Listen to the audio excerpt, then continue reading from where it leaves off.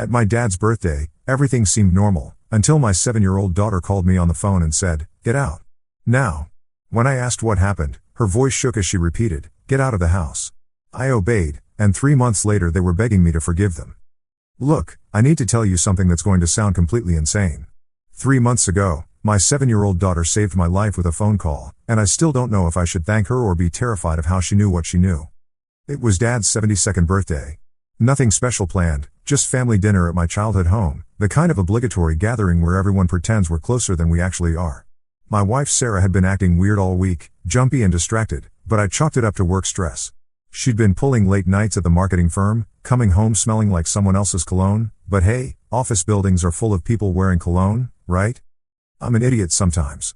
Or maybe I was just choosing to be one.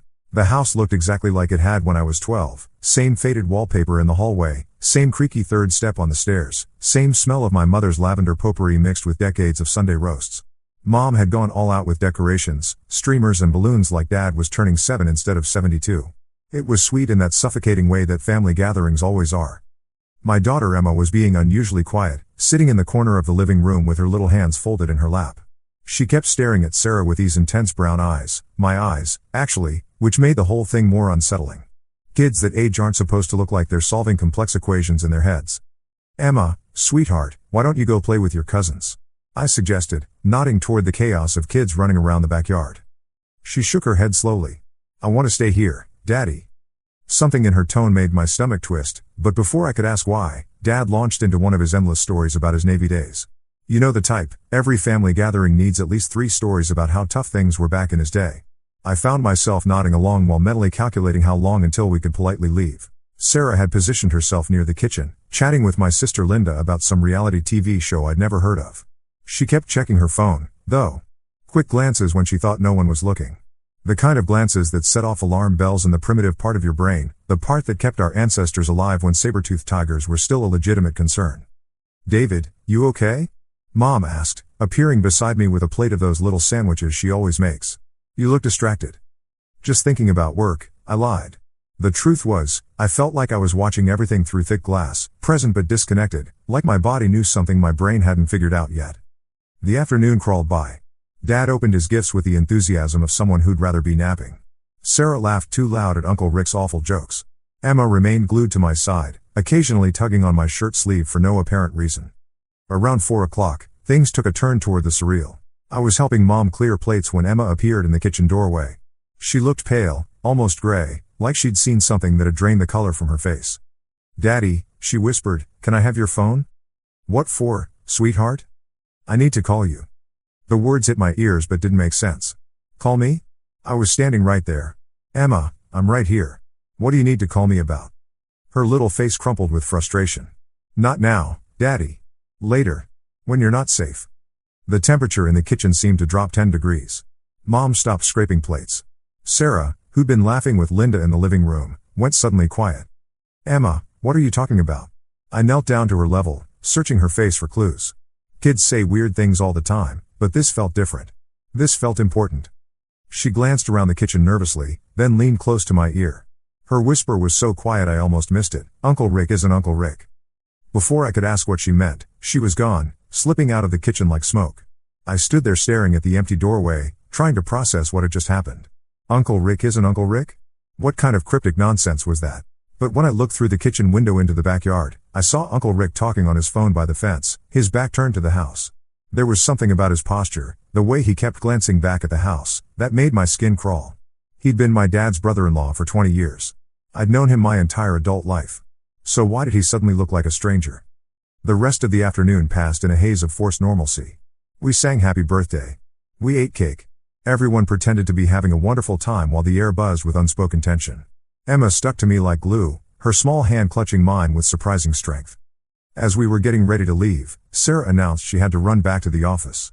"Just for an hour," she said, not meeting my eyes. "Big presentation tomorrow." "On Sunday night?" I asked. "You know how it is." She kissed my cheek quickly, too quickly. "Emma and I will see you at home." But Emma shook her head violently. "I want to go with Daddy." Sarah's smile faltered for just a second. "Sweetheart, Mommy has too." "No." Emma's voice carried a finality that surprised all of us. "I'm going with Daddy." There was a moment of tense silence. Sarah looked like she wanted to argue, but something in Emma's expression stopped her. It was the look of a child who knew more than she should, and it was terrifying on a 7-year-old's face. "Fine," Sarah said tightly. "I'll see you both at home." The drive home was quiet except for Emma's soft humming from the back seat. She was singing something I didn't recognize, a melody that sounded older than her years. Every time I glanced in the rearview mirror, she was staring out the window with that same intense focus. "Emma, what did you mean earlier about Uncle Rick?" "He smells different," she said matter-of-factly. "Different how?" "Like he's pretending to be someone else." Kids say the strangest things, but they also notice details adults miss. Uncle Rick had been acting differently lately, quieter, more watchful. I'd attributed it to him getting older, but maybe Emma was picking up on something more subtle.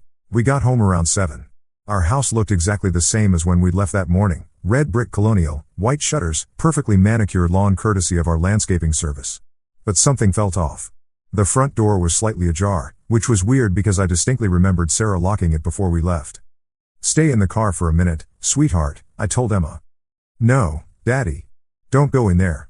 The urgency in her voice stopped me cold. "Why not?" She unbuckled her seatbelt and climbed into the front passenger seat, her face serious beyond her years. "Because they're waiting for you." "They?" "Emma, who's waiting for me." Instead of answering, she pulled my phone from the cup holder and held it out to me. Her small fingers were shaking. "Give me your number, Daddy." This was getting too weird, even for a 7-year-old's overactive imagination. But something in her eyes, a deep, adult-like knowledge that shouldn't have been there, made me comply. I watched her carefully input my number into my contacts under Daddy Emergency. "When it rings," she said, "you have to answer right away.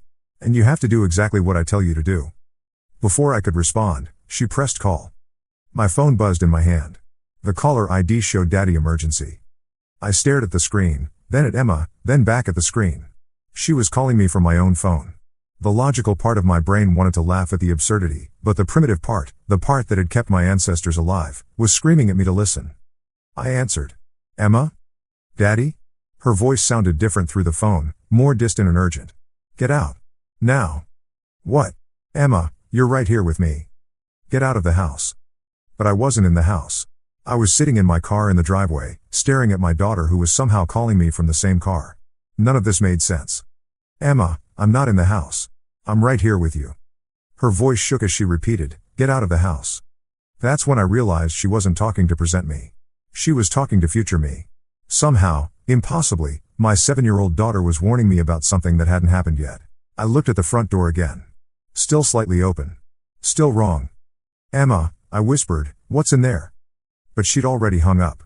She sat back in the passenger seat, suddenly looking like a normal 7-year-old again, tired and a little confused. "Can we go get ice cream, Daddy?" I stared at her for a long moment, then at our house, then back at her. Every instinct I had was telling me to start the car and drive away. But this was my home. My life. You don't just abandon your life because your daughter makes a weird phone call. Except she hadn't made the call yet. She was going to make the call. Future tense. Which was impossible. "Ice cream sounds good," I heard myself say. I put the car in reverse and backed out of the driveway. As we drove away, I saw a shadow move past our living room window. Too tall to be Sarah. Too broad to be anyone I knew. We went to that little ice cream place downtown, the one with the hand-painted cow sign and the teenage employees who always seemed mildly annoyed to be there. Emma ordered strawberry with rainbow sprinkles, same as always. I got coffee because I needed caffeine to process whatever was happening to my reality. She ate her ice cream in careful, tiny bites, like she was buying time. "Emma, who was in our house?" "Bad people," she said without looking up from her cone. "How do you know they're bad?" "Because they want to hurt you." The matter-of-fact way she said it made my blood turn to ice water. Why would anyone want to hurt me? She finally looked up, vanilla ice cream dotting her upper lip. "Because you found out." "Found out what?" But she was done talking. She finished her ice cream in silence while I sat there trying to piece together a puzzle with half the pieces missing. What had I found out? I was a software engineer for a mid-sized tech company. I wrote code for inventory management systems. I lived a profoundly boring life. Who would want to hurt me? My phone buzzed. Text from Sarah, "Where are you? Just got home and you're not here." I stared at the message. If she just got home, who had been in our house earlier? Who was the shadow in our living room window? I texted back, "Out with Emma. Be home later." "How much later?" "We need to talk." Something about those words made my hands shake. We need to talk. In my experience, that phrase never preceded good news. "Soon," I replied. Emma had finished her ice cream and was now drawing patterns in the condensation on the window with her finger. Little geometric shapes that didn't look like anything a 7-year-old should know how to draw. Emma, where did you learn to draw those? She glanced at her finger art, then back at me. I don't know. They just come out. The shapes looked almost like code. Binary sequences, maybe. Or coordinates. But that was impossible. Emma barely knew how to use a computer mouse. My phone rang. Unknown number. David Harrison? The voice was gravelly, unfamiliar. Yes? You need to come home. Now.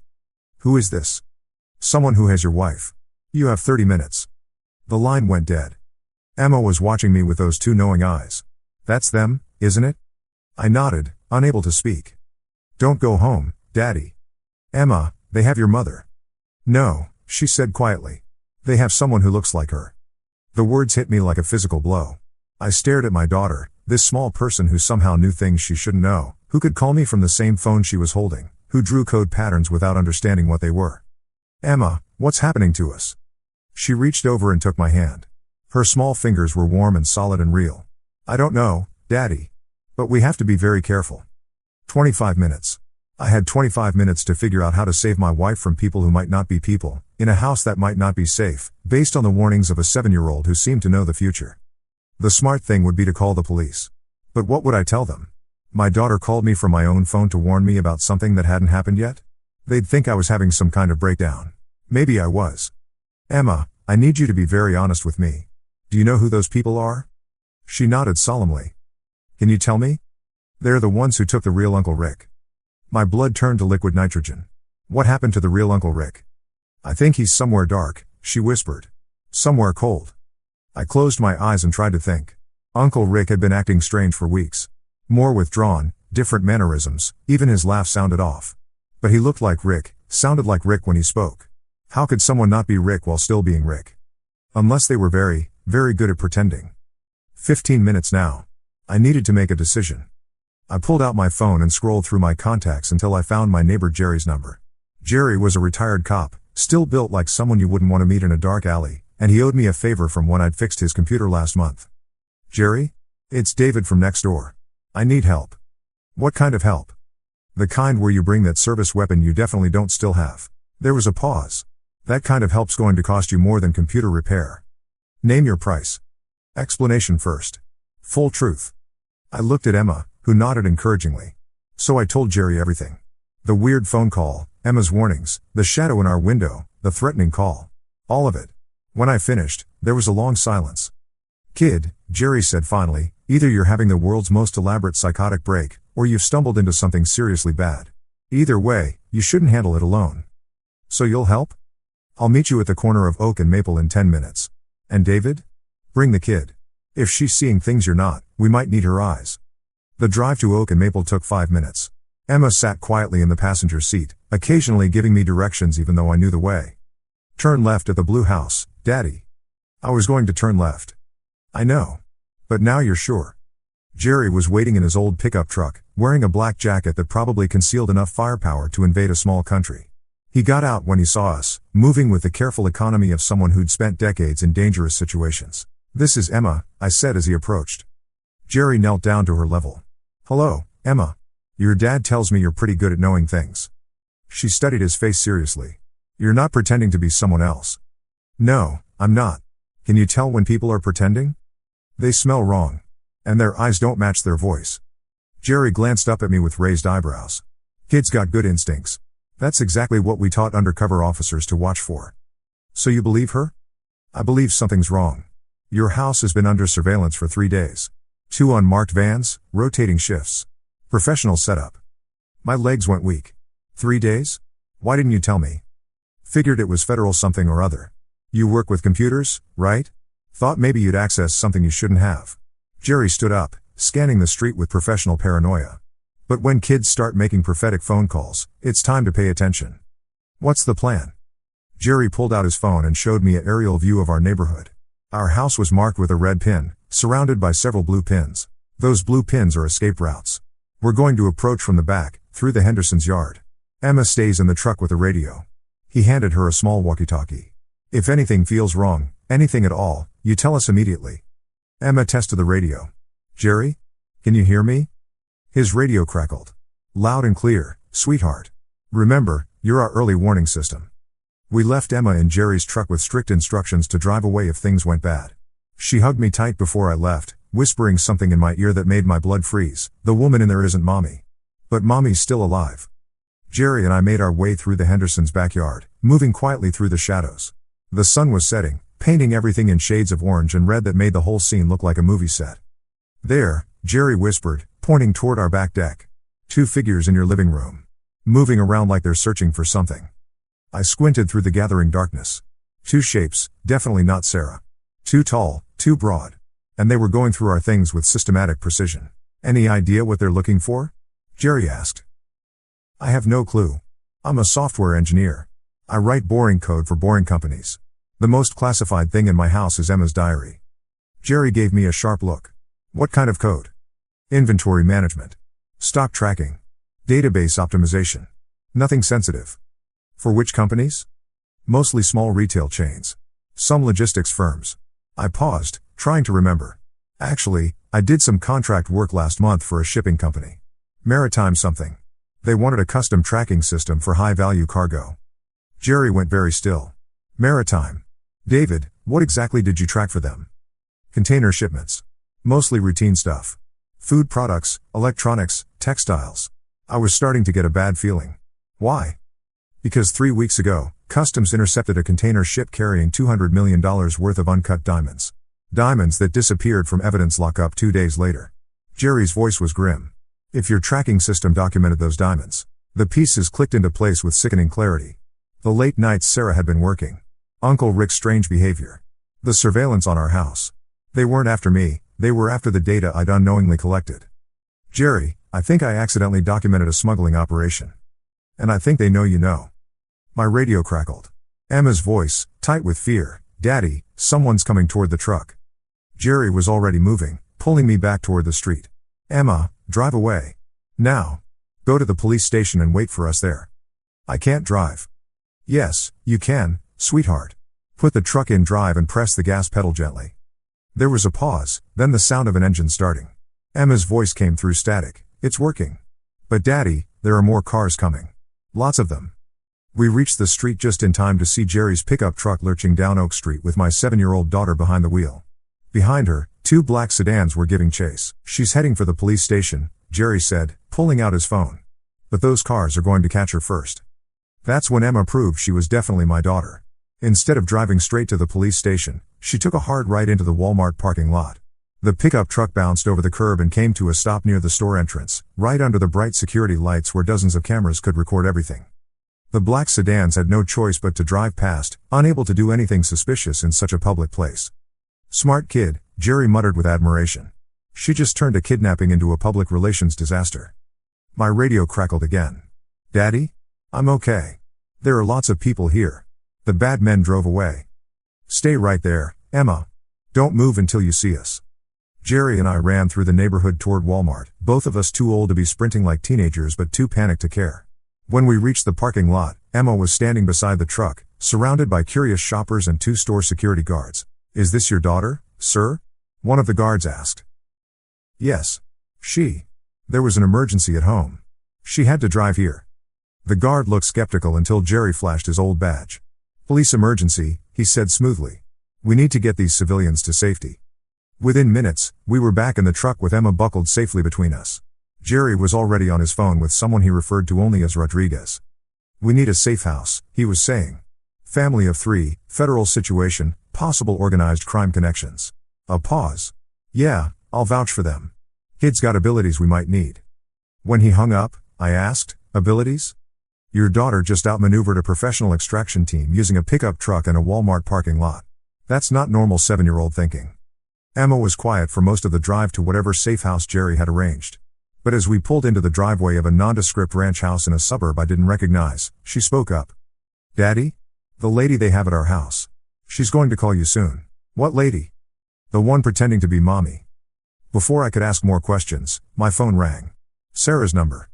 I looked at Jerry, who nodded. Answer it. But put it on speaker. David? Where are you? Sarah's voice, but something was off. The cadence was wrong, like someone reading lines they'd rehearsed but didn't quite understand. "I'm safe," I said carefully. "Safe from what?" "David, you're scaring me. Come home so we can talk about this." Emma shook her head violently. She held up a piece of paper with something written in her careful 7-year-old handwriting. "Ask her about the strawberry birthmark." Sarah had a small strawberry birthmark on her left shoulder blade. Something only I would know. "Sarah, how's your shoulder feeling? You mentioned it was bothering you this morning." There was a pause. "Too long. It's fine. Much better. David, please come home." Sarah had never mentioned her shoulder bothering her. Ever. Because the birthmark was just a birthmark, it had never caused her any discomfort. "Where's Emma?" the fake Sarah asked. "She's with me. Bring her home. She needs her dinner." Emma held up another note. "I already ate at Grandma's." "She already ate at Mom's," I said. Another pause. "Of course. I forgot. David, I'm worried about you. You're not acting like yourself." Jerry was frantically writing something on his own piece of paper. "Keep her talking. Rodriguez is tracing the call." "Sarah, do you remember our first date?" "Of course I do. We went to that Italian place." "Wrong. Our first date was mini golf followed by ice cream. We'd never been to an Italian place together on our first date. That was our 5th date, when I finally worked up the courage to take her somewhere that required reservations." "Right," I said. "The Italian place. What was the name again?" Antonio's?" "There was no Antonio's. I was talking to someone who had studied Sarah's life but didn't know the intimate details. Someone who could look like her, sound like her, but couldn't be her." "I'll be home soon," I lied. "Good. We'll be waiting." "We'll be waiting. Not I'll be waiting. We." After I hung up, Jerry's phone buzzed. He listened to someone for a few minutes, occasionally grunting acknowledgement. "Rodriguez traced the call," he said finally. "It's coming from your house, but there are at least 4 different phones active in there. Professional team, probably foreign intelligence or high-end mercenaries." "What do they want?" "The shipping data you compiled. Specifically, any information about container shipment routes in the last month." I thought back to the maritime company contract. I documented everything: arrival times, cargo manifests, route deviations. It was all just routine database work. "David," Jerry said quietly, "you accidentally created a map of an international smuggling operation. Those diamonds that went missing? Your data probably shows exactly how they entered the country and where they went next." Emma tugged on my sleeve. "Daddy? The real mommy is in a place with numbers on the walls." Both Jerry and I stared at her. "Numbers?" "Like a countdown. Starting at 72. Jerry's face went pale. "Container yard. They're keeping her in a shipping container." He was already dialing his phone. "Rodriguez? We need a tactical team at the Port Authority. Now." The next few hours blurred together like a fever dream. Jerry's friend Rodriguez turned out to be FBI, and within an hour our quiet suburban crisis had escalated into a federal operation. Emma and I were moved to a secure location while teams of agents descended on both our house and the shipping yard. Emma spent the time drawing more of her strange geometric patterns, occasionally stopping to make cryptic announcements like they found the blue container or "Mommy's scared but okay." Each time, Rodriguez would get a radio call confirming exactly what she'd said. "How does she know?" he asked me during one of these moments. "I have no idea. This all started today. Kids sometimes develop unusual sensitivities during traumatic events," Rodriguez said. "Enhanced intuition, pattern recognition, even precognitive flashes. Usually temporary. Usually? Sometimes the abilities stick around." He watched Emma carefully fold one of her drawings into a paper airplane. "Have you noticed anything else unusual about her lately?" I thought about it. "She's been having very vivid dreams. And sometimes she knows who's calling before I answer the phone." Rodriguez nodded grimly. "We might want to have her evaluated by our specialists." "Evaluated for what?" "To see if this is trauma-induced hypersensitivity or something more permanent." Around midnight, Rodriguez got the call we'd been waiting for. "They found your wife," he said. "Dehydrated and scared, but unharmed. She's being taken to the hospital for observation." Emma looked up from her drawings. "She's okay, Daddy. But she's going to have bad dreams for a while." The fake Sarah and her team had been captured at our house. Turned out they were part of an international art and antiquities smuggling ring that had branched out into conflict diamonds. My shipping database had inadvertently documented their entire East Coast operation. "The woman impersonating your wife is actually quite impressive," Rodriguez told me later. "Professional actress, trained in vocal mimicry and behavioral modeling. If your daughter hadn't tipped you off." He didn't need to finish. "If Emma hadn't made that impossible phone call, I would have walked into a trap. Sarah and I would both be dead, and Emma would be." I didn't want to think about what they would have done to Emma. 3 months later, I was sitting in our living room, our real living room, with our real furniture and our real family pictures back on the walls, when Sarah brought up something that had been bothering her. David, I keep thinking about that night. How did Emma know to warn you? I'd been wondering the same thing. The FBI specialists had evaluated Emma and concluded that she'd experienced what they called acute stress-induced precognitive episodes. Basically, extreme fear had temporarily rewired her brain to pick up on patterns and probabilities that adults miss. Trauma can unlock strange abilities, I said, which was the official explanation we'd been given. But she called you from your own phone. How is that even possible? I didn't have an answer for that. None of the specialists did, either. The phone records showed the call happening, but there was no technical explanation for how Emma could have called my number from the same device she was using to make the call. Emma, now 8 and back to being a normal kid obsessed with cartoons and candy, had her own theory. I think I borrowed the call from later, she said matter-of-factly when we asked her about it. Like when you borrow sugar from the neighbors, except with time instead of sugar. Emma, that's not how time works. She shrugged. Maybe not usually. But that day was different. She was right about that. That day had been different. That day, my 7-year-old daughter had somehow reached across time to save my life with a phone call that shouldn't have been possible. The smuggling ring was dismantled. The fake Uncle Rick, whose real name was Victor something or other, was extradited to face charges in 3 different countries. The real Uncle Rick was found alive in a warehouse in Baltimore, drugged but unharmed. He had no memory of the past month, which the FBI said was probably a blessing. Sarah recovered from her ordeal, though she still checks all the locks twice before bed and insists on a security system that could protect Fort Knox. She's back to working normal hours and coming home smelling like her own perfume, which is a relief on multiple levels. As for Emma, she occasionally still demonstrates flashes of that uncanny knowledge. She'll know when someone's about to call, or she'll warn me about traffic jams before we encounter them. But nothing as dramatic as that first phone call. Sometimes I catch her drawing those geometric patterns, though she claims not to remember making them. The FBI kept copies of all her drawings from that night, and Rodriguez still calls occasionally to ask if she's shown any new abilities. I tell him no, because I want Emma to have a normal childhood. But the truth is, sometimes I'll find her staring out the window with that same intense focus she had that day, like she's seeing something the rest of us can't. Last week, she asked me if I remembered how to answer the emergency phone. What emergency phone, sweetheart? The one I'm going to call you on, she said, then went back to watching cartoons like she hadn't just sent chills down my spine. I keep my phone charged now. All the time. Just in case. Because if there's one thing I learned from this whole ordeal, it's that when your 7-year-old daughter tells you to get out of the house, you get out of the house. Even if, especially if, she's calling you from the same phone she's holding in her hands. Some rules don't make sense until they save your life. And some phone calls come from places that don't exist yet, carried by voices that know things they shouldn't know, warning you about dangers you can't see coming. I used to think time moved in one direction, predictable and linear. Now I know better. Now I know that love, the fierce, protective love of a child for her parent, can reach across impossible distances and bend reality itself. Emma saved my life with a phone call from the future. I still don't understand how, and I'm not sure I want to. Some mysteries are better left unsolved, especially when the answer might be more terrifying than the question. But I know this, if she ever calls me again, from any phone, at any time, telling me to get out, I'm not even going to ask questions. I'm just going to run. Which brings me to what happened 3 weeks ago. I was working late in my home office. Yes, we moved back into the same house because Sarah refused to let those criminals drive us away, when Emma appeared in my doorway wearing her pajamas and that expression. You know, the one that meant she was about to say something that would turn my world upside down. Daddy, you need to see something.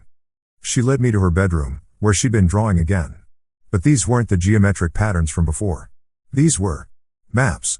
Detailed, precise maps of places I'd never seen, with little X marks scattered across them like some kind of treasure hunt designed by a very disturbed pirate. Emma, where did you see these places? In my dreams. But they're not dreams, Daddy. They're memories that haven't happened yet. That phrase, memories that haven't happened yet, made my skin crawl in ways I can't adequately describe. It was like hearing someone casually mention they'd been chatting with their own ghost. Memories of what? She pointed to one of the X marks on what looked like a map of downtown Chicago. That's where the man with the broken smile is going to hurt people. What man? The one who thinks he's helping, but he's not. He's going to make a big mistake in. She paused, counting on her fingers. 17 days. I stared at the drawing. The level of detail was impossible for an 8-year-old. Street names were spelled correctly, building layouts were architecturally sound, and there were notations in what looked like a code I didn't recognize. Emma, how do you know these street names? The same way I knew you were in danger that day. It just comes to me, like remembering something I forgot. She picked up another drawing, this one showing what appeared to be the interior of a large building. This is where they're keeping the children. My blood turned to ice water. What children? The ones who got lost. Like I almost got lost. She looked up at me with those two knowing eyes. Daddy, we have to help them. That night, after Emma was asleep, I sat in my office staring at her drawings spread across my desk. The rational part of my brain insisted this was just childhood imagination run wild, influenced by the trauma she'd experienced. Kids process scary experiences through play and art all the time. But the drawings were too detailed. Too accurate. And that phrase, memories that haven't happened yet, kept echoing in my mind. I did something I probably shouldn't have done. I called Rodriguez. David? It's past midnight. This better be important. Emma's having the episodes again. But different this time. There was a pause. Different how? I described the maps, the predictions, the reference to children being kept somewhere. Rodriguez listened without interruption, which somehow made it worse. If he'd laughed or dismissed it, I could have convinced myself I was overreacting. Can you scan the drawings and send them to me? He asked finally. You think there's something to this? David, your daughter predicted a federal smuggling operation with 98% accuracy. If she's drawing maps and talking about children in danger, I'm going to take it seriously. I spent the next hour scanning Emma's drawings and emailing them to Rodriguez.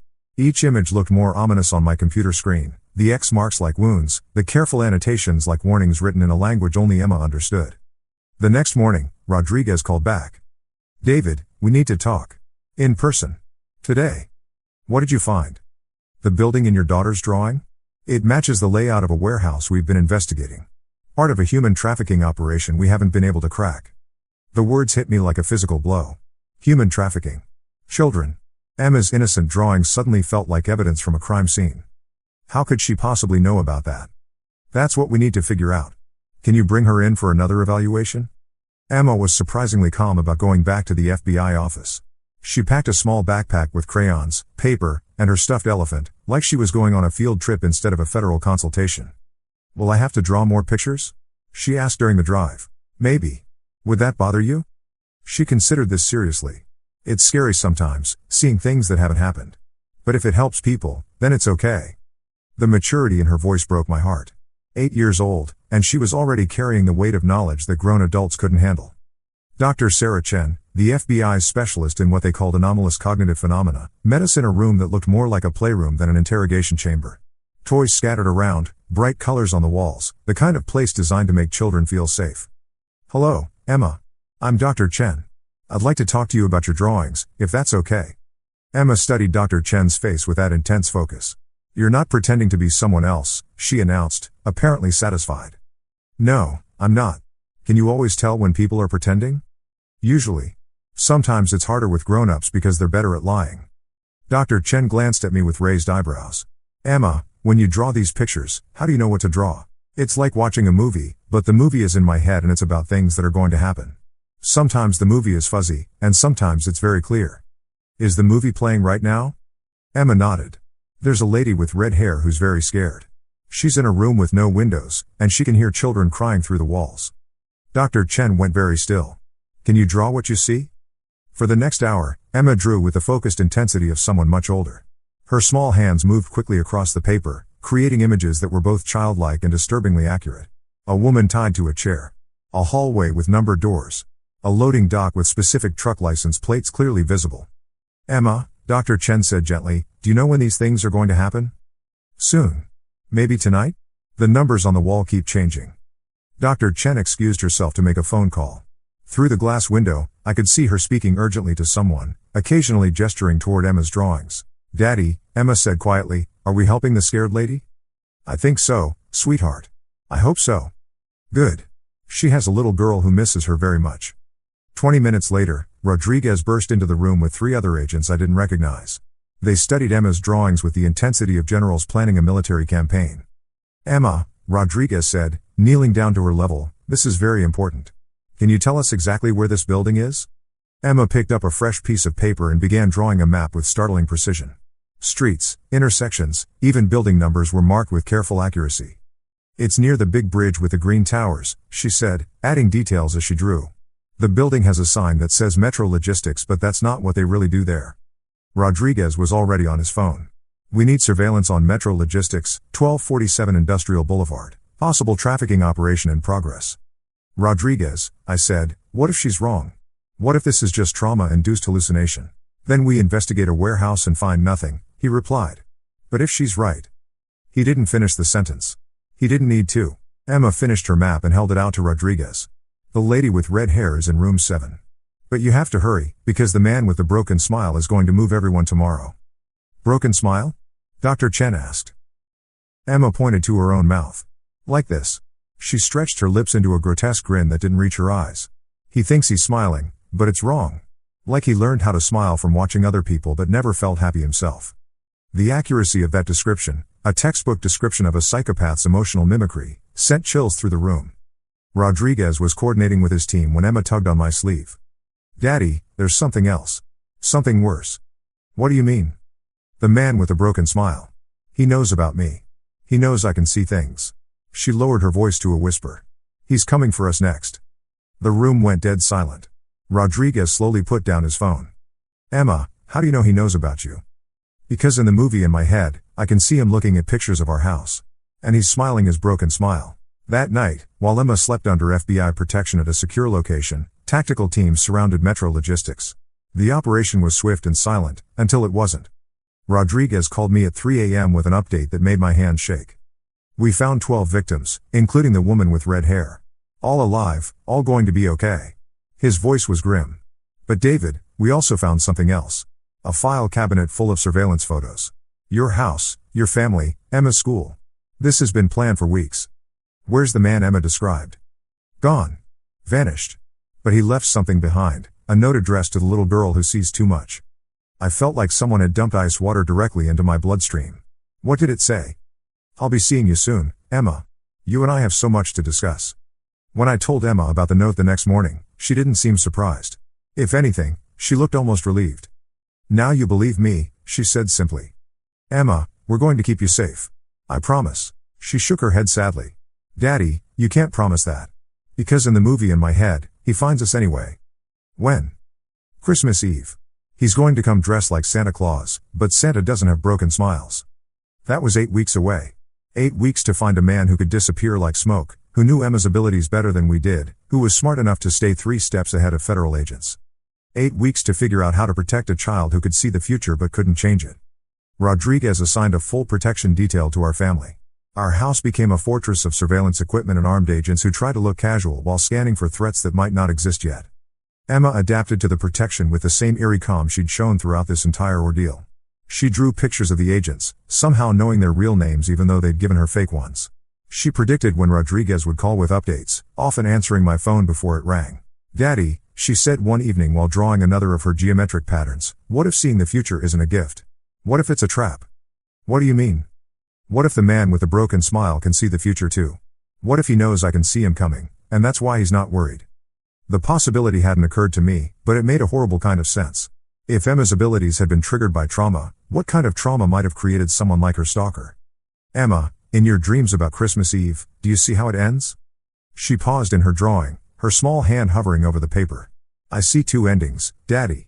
In one ending, the man with the broken smile takes me away, and you never see me again. In the other ending. What? In the other ending, I'm not me anymore.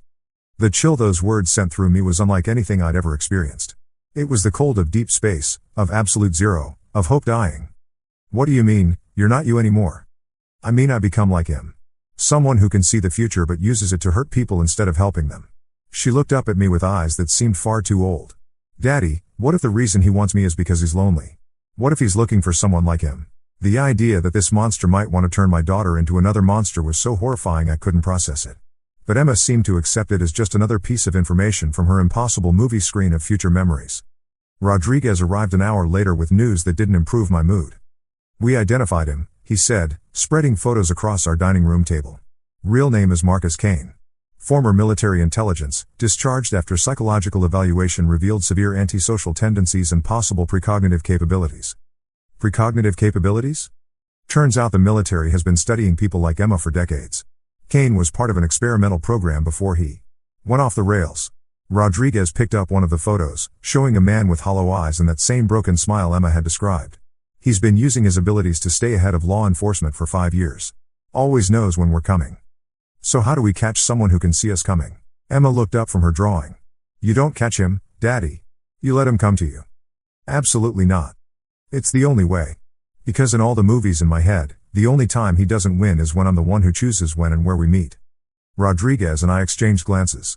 The idea of using an 8-year-old as bait was beyond consideration. But Emma was already drawing again, creating what looked like a floor plan of our house. Christmas Eve, she said without looking up. 7:43 p.m.